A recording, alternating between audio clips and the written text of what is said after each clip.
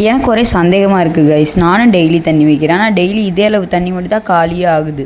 பறவைங்க வந்து குடிக்குதா குடிக்கலையானே சந்தேகமாக இருக்குது, ஆனால் தண்ணி மட்டும் காலியாகுது. ஒருவேளை வெயிலுக்கு எதுவும் நீர் ஆவியாகுதா என்னான்னு தெரியலை.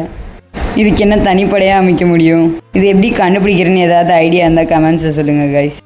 அப்புறம் என்ன, அடுத்த வேலை தண்ணியை பிடிக்கிறது தான். எங்கள் ஏரியாலலாம் ஒரு நாள் விட்டு ஒரு நாள் தான் தண்ணி வரும்.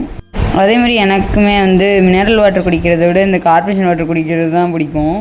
மினரல் வாட்டர் குடித்தா தண்ணி தவிச்சிக்கிட்டே இருக்க மாதிரி இருக்கும். நீங்கள் அப்படி எப்போயாச்சும் ஃபீல் பண்ணியிருக்கீங்களா? தண்ணி பிடிக்கிற நாளில் மட்டும் ஏன் இவ்வளோ வேலை வருதுன்னே தெரியல. வேலைகளுக்கு நடுவில் சரியான பசி வேறு.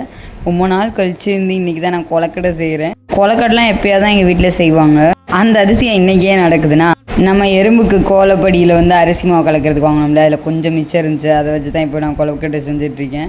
நான் கொலக்கட்டை செய்கிறத கண்டினியூ பண்ணுறேன். நீங்கள் அப்படியே ஒரு லைக்கை போட்டுருக்கேன். அப்புறம் மறக்காமல் என்னோடய கோலம் நல்லா இருக்கான்னு சொல்லிட்டு போங்க காய். டாட்டா பாய் பாய்.